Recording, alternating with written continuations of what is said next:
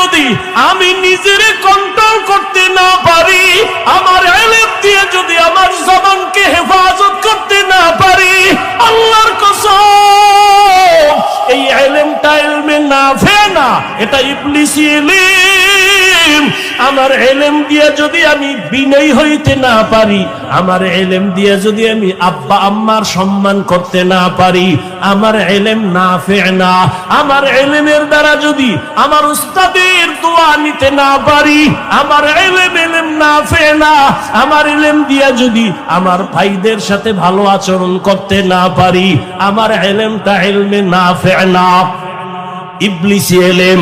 এজন্য নবী দোয়া করতেন, ও আল্লাহ ইলমে নাফে ছাড়া কোনো ইলম চাই না, ইন্নী আসআলুকা ইলমান নাফিআ, ও আল্লাহ ইলমে নাফে দান করো।